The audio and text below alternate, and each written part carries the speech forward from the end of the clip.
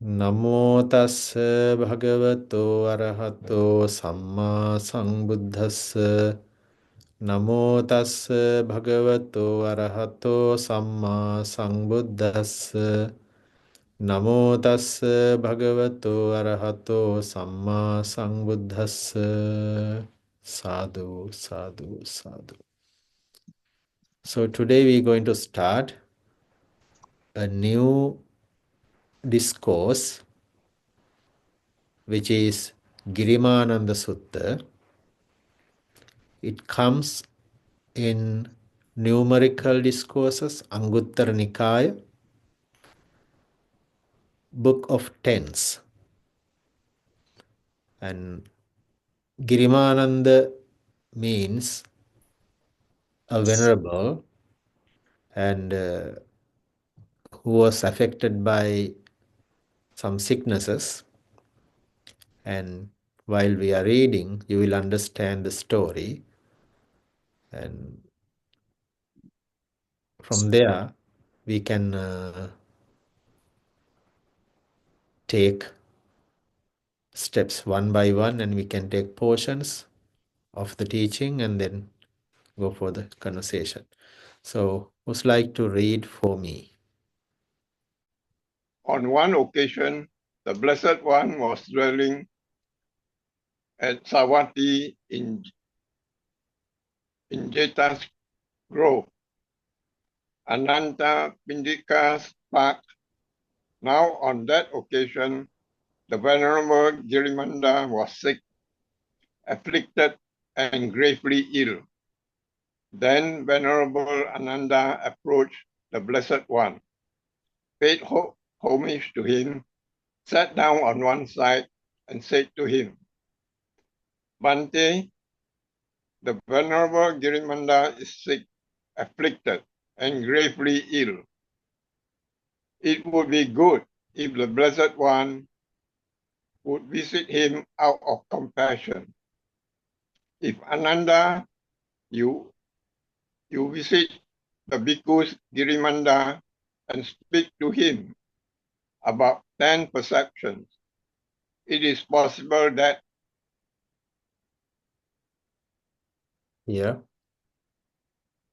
on hearing about them, his afflictions will immediately subside. What are the 10? The perception of impermanence, the perception of non-self, the perception of unattractiveness, the perception of danger, the perception of abandoning, the perception of dispassion, the perception of cessation, the perception of non-delight,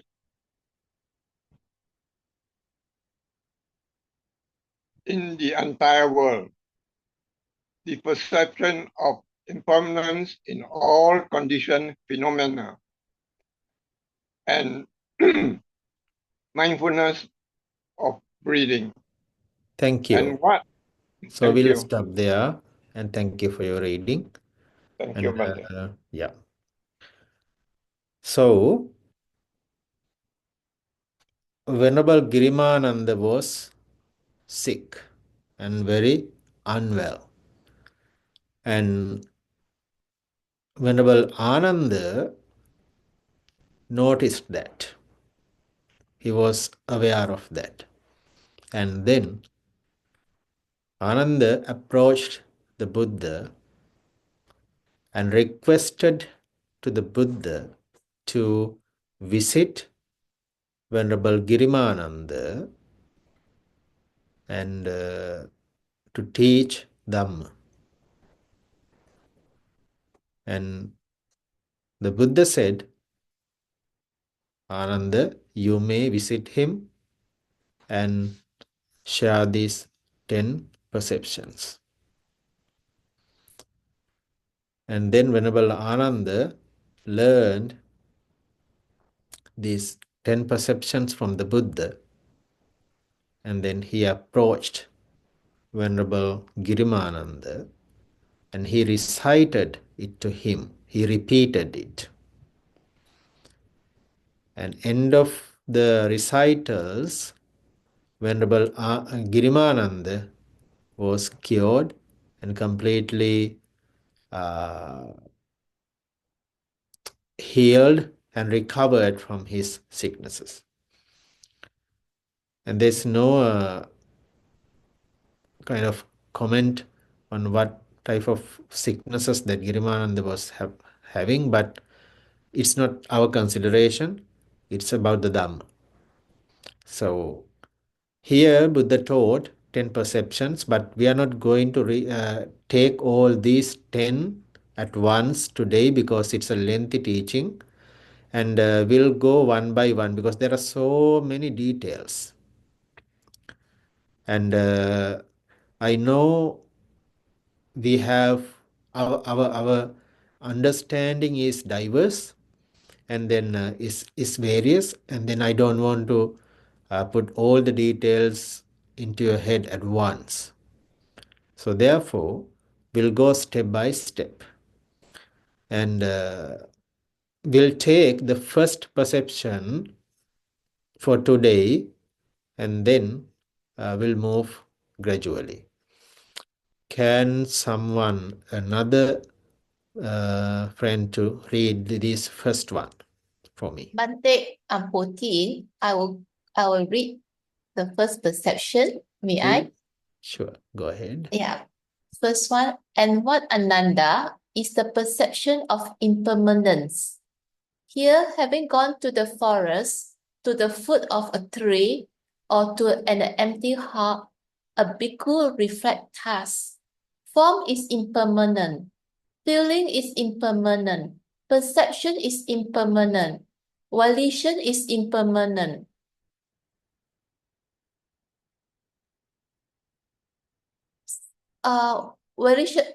Volitional activities are impermanent. Consciousness is impermanent. Thus, he dwelt contemplating impermanence in these 5 aggregates subject to clinging. This is called the perceptions of impermanence. Thank you. Welcome. Okay, so what is the impermanence? And this is something very important and very serious for all the practitioners, especially for those who practice vipassana. Because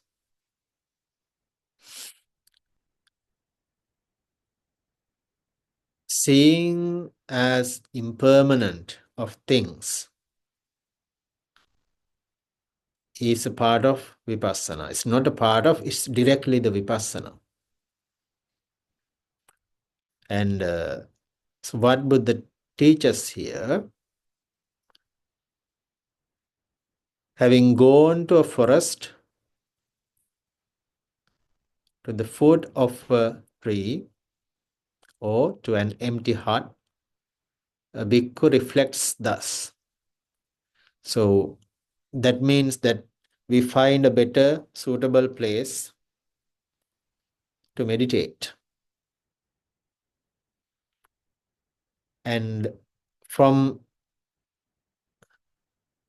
is impermanent, and feeling is, a form is impermanent, feelings is impermanent, etc. So once the person is settled down in the posture and then can observe these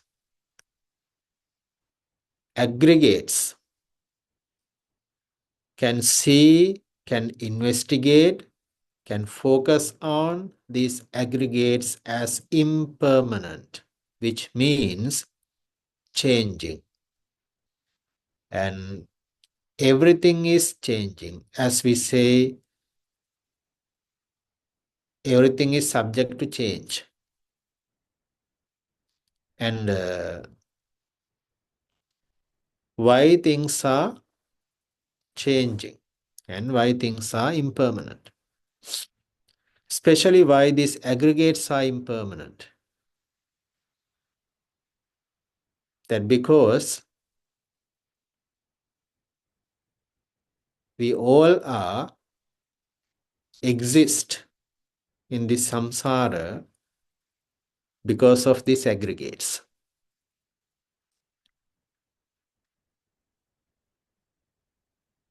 The first aggregate is form aggregate. So what's the meaning of form? Means there are four things, four great elements in this form aggregate. Four great elements are Patavi, Apo, Tejo, Vayo in Pali Canon. Patavi is solidity, the earth. Apo is water or liquidity. Tejo is heat or cold.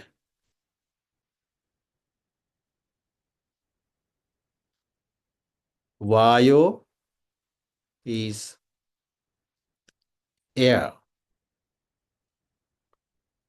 So these four are the great elements and they call as forms.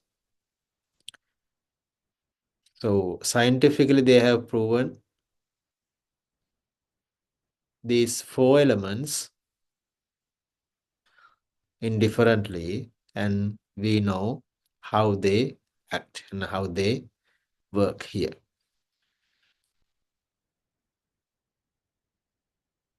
When we look into this form, Buddha taught us to see them internally and externally.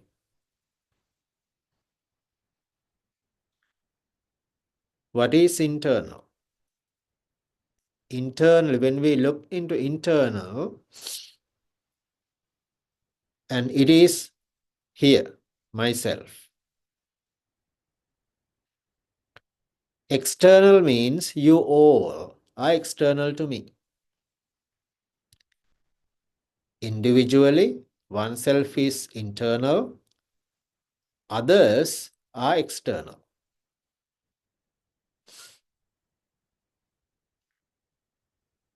Where we seek for this or where we investigate these elements, it's not somewhere else, it is within. These four elements exist within our body. That's internal. And they exist outside of us. That is external. It could be animate, it could be inanimate. And so what are the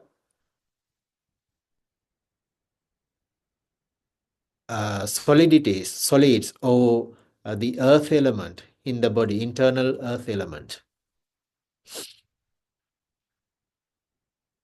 There are many. It has 20 elements, solid elements, earth elements in the body, starting from hair, head hair, body hair, and skin, so forth. You will learn them moving forward in this teaching. And then there are 12 liquids, different type of liquids. And then the heat and the cold maintain the temperature of the body. And this body has a very different shapes. Can be thin, can be fat, different shapes. That means the body contains the air. And these four elements are always subject to change. They don't remain as same. They are not eternal. They are not everlasting. They are 100% impermanent. Change. See, when we can see that because we came as these four elements started in the mother's womb when she conceived us. And then we started as cells. Now we are grown people. What's the meaning of that? Four elements is changing. These four elements are changing. That's why we grew up. And that means they don't exist. They don't remain as same all the time. And moving ahead, and when we are growing up, just compare that all the bodily parts of us as a kid, as a child, as a grown person, how they have changed. At the beginning, we are not much stronger. But when we are young, we have strength. And again, after middle age, we start to lose the energy. And gray hair, then we need dye to dye the hair. And we need to take care of a lot of maintenance of the skin.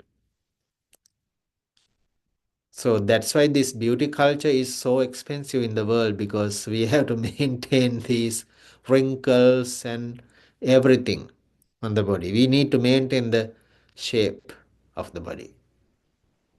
We spend a lot of money for that and the time. This maintaining the bodily features are so time consuming. That's why we don't have enough time to meditate. And so we need to wake up early in the morning to modify this body to take it to work, but we don't wake up to meditate that early because we don't want to. We highly care of the body, but it's okay. It's okay and it's natural. Nothing wrong with that. We all do care. That's the part of the healthiness. And the matter is, we overcare, and we spend too much time for these changes. What's the meaning is, we spend a lot of time and the money to maintain this impermanence. That's the matter. So, form aggregate is described in that way, with four elements. And these four elements will fade away, decay, and deteriorate, and finally it collapses and it goes up to the cemetery. That's the end of the journey. And then that will go back to the earth again. The teaching is, the lesson is, we need to see these changes. By seeing its actual nature, one should focus on that and seeing through it, and the same time they can maintain it properly, nicely, and beautifully. Understandingly its nature, one can maintain it or beautify it. There's nothing wrong with that. And we see how it changes. Why this body changes? Because when the temperature goes up and down, and it changes. With the heat, with the cold, this can change. And there are so many effects from the nature to change those. Why we can't bear it, why we can tolerate it, because we are not ready to understand real nature, then we being worried about it. And then when it changes, we cry, we sad, we lament, we worry, and we spend a lot of money to stop that impermanence rather than understanding it. The teachings provide the great insight to understand its nature while maintaining it. Unless we understand the reality, and then that means we are not pragmatic.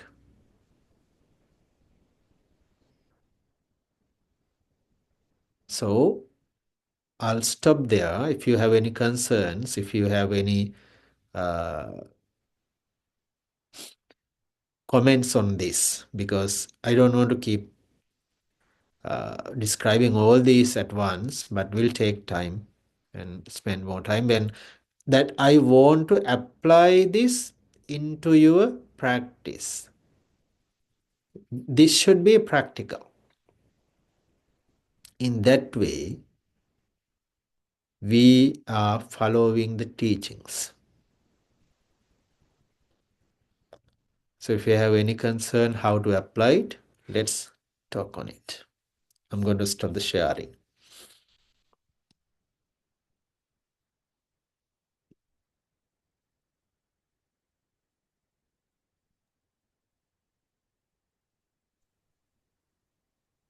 So I would kindly request you, please do not send a lot of text in the chat box, because I can't read those all the time and respond to those while I'm talking. So it's better to talk, because that way I can understand. Otherwise, I have to just click here and there and try to get understanding of those, and it time consuming. Feel free to talk. No one judge. Sorry, go ahead. May I have your permission to talk? Please.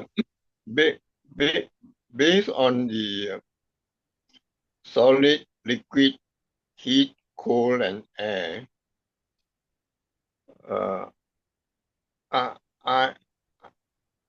I'm not sure how best when we observe the mind, we can correlate this into our personal practice. Mm-hmm. Have you ever done this before?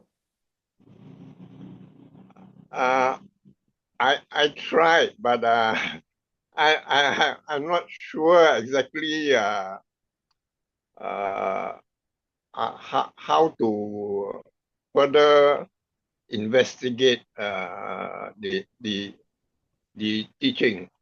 Okay. So have you tried the 32 bodily components like hair and so forth? I have, but my observations is always when I focus on the body parts, I just use the 4 elements. I do not go into detail of body hair and head hair, and the sequencing. I'm unsure whether it is better to be a fixed schedule, or just focus on the 32 parts as and when the mind comes to it?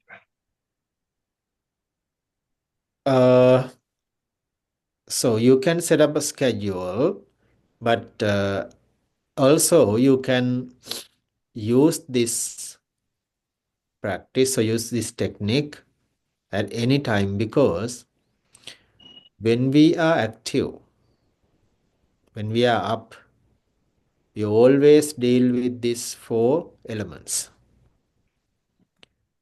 And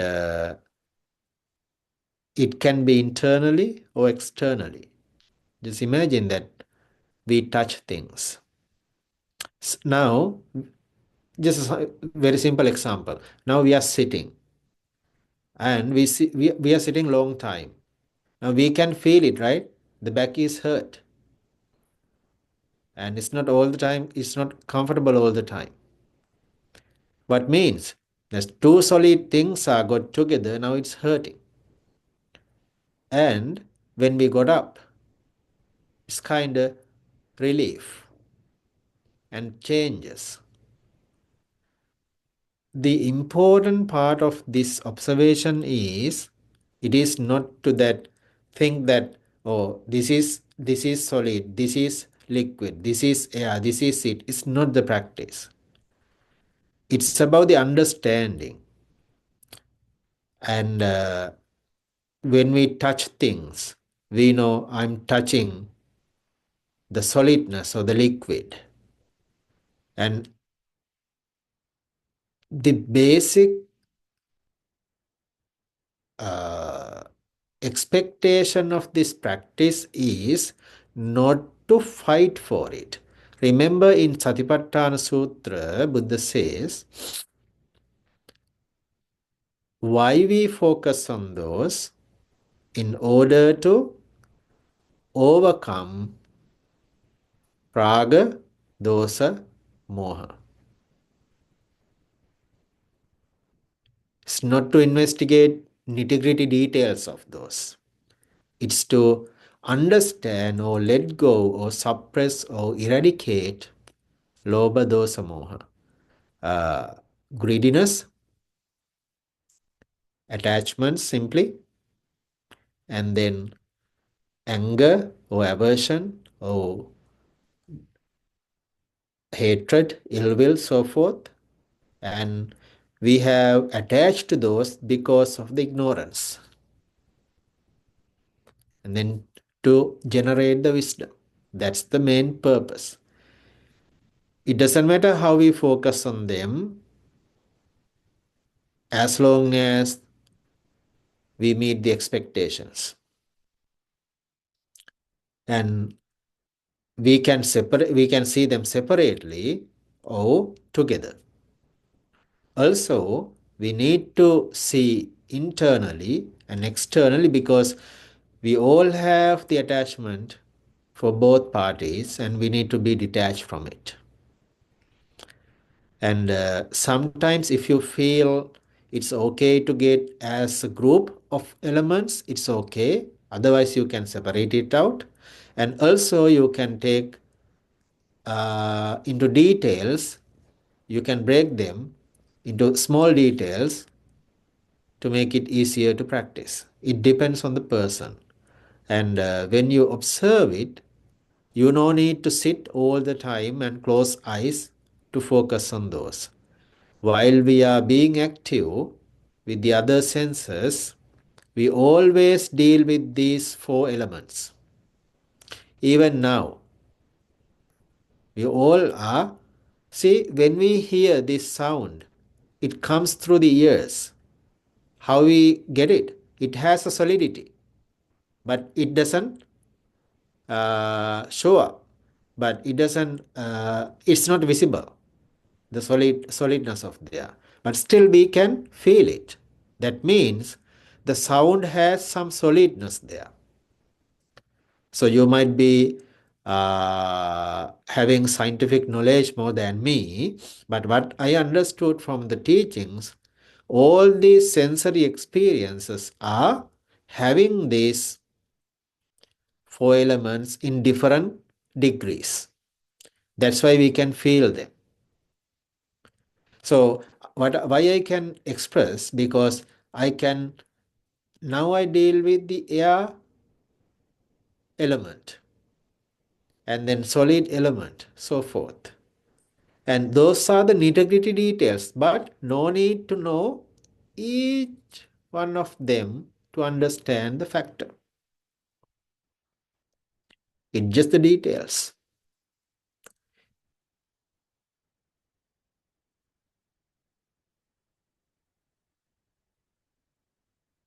I think I provided enough details, but I'm not sure whether I answered or not to your question, though. Thank you, Bhante. Thank you. We got 6 minutes, and if you have any other concerns. So if I go to... Bhante, Yes. Sister, go ahead. okay. Yeah, I posted in the chat. Can I read the question to you? Yeah, go ahead, please. Are you able to hear me? Yeah, I can hear. Okay, my question is, Bhante, since all that is impermanent leads to suffering and is not self, clinging to consciousness. So clinging to consciousness as I or mine leads to attachment and suffering. Thus, understanding this truth helps cultivate detachment and wisdom, leading to liberation.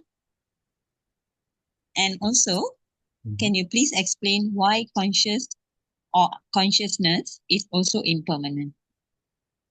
Okay, so consciousness is part of these four elements, the aggregates, and then I would take that to the explanation in our another conversation, because I wanted to separate out these aggregates, how they work in the practice and how they generate and how they exist within us.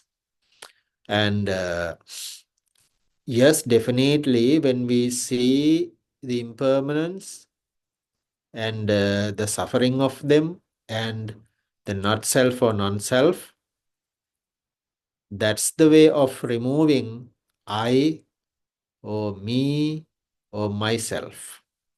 That's the vipassana. That's the exactly vipassana what Buddha taught. And then, so I would take another time to describe the consciousness, because it has quite details, and consciousness is not just one single thing or single time existence. It always exists. If I brief it, we spent 2 hours by now. During these 2 hours, what do you think, how many consciousness that we have created and passed? Too many. Cannot count. Millions. Yes. Millions. So, consciousness is not just only one time arrival. Consciousness means the recognition. Basically, the consciousness means recognition. So I would park that question for now. Definitely will go with that with the right time. Thank you, sister. Thank you, Bhante. And I appreciate you, because I read your question, but you kindly raised your question verbally, which is highly appreciated. So everyone, better to do that, because you know the secret. I can read the text and I can understand it, but when you talk, it makes more sense and I can feel what you are asking. And I can sense your intentions. Then I know where I should talk. What should I talk? Where I should guide you. So emails, text never supports. They don't have feelings. They are dealing with the feelings. I feel when you talk. I can say, this is an authentic question, this is not. But don't afraid of that asking questions. Bhante, can Yes. I ask a question? Sure.